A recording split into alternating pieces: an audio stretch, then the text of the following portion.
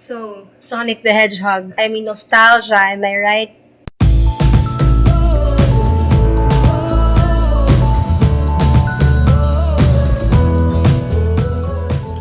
So, Sonic the Hedgehog is actually a video game published by Sega.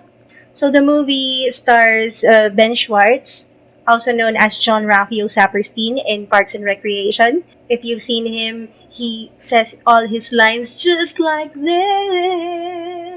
He's the best friend of Aziz Ansari in the show, and I just love him. He's one of my favorites. And this movie also marks the return to form of the greatest comedian of our generation, I believe, one of them, and that's Jim Carrey.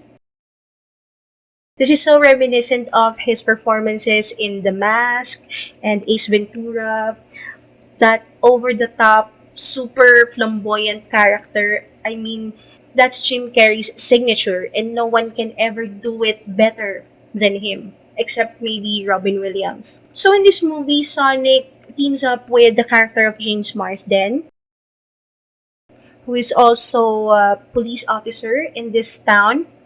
And this movie just follows them in their misadventures and their encounters with Dr. Robotnik. And may I just say that Dr. Robotnik, wow, perfect casting.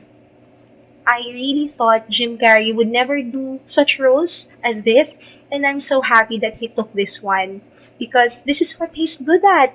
He's the best in this kind of slapstick comedy. And let me just say, after that fiasco and the turnaround because of that hideous animation, I'm so happy nakinig sila sa mga fans nila. Although it's your typical kid-friendly movie, I believe that it also caters to people of our generation, especially the 90s kids, just like me. And this movie just reminds me about the time na walang Netflix, walang YouTube, walang internet, heck, walang cellphone or walang text. I mean, as a kid, I personally played Sonic the Hedgehog on my Sega. And he was like a friend, an old friend, a childhood friend to me. And seeing him on screen, even though he gives all these cheesy lines and the lahat ng quirks about the fast characters in pop culture, I mean, it does put a smile on my face because it reminds me of my childhood. Also, I'm so happy that they listen to the fans after that fiasco sa animation. I mean, come on.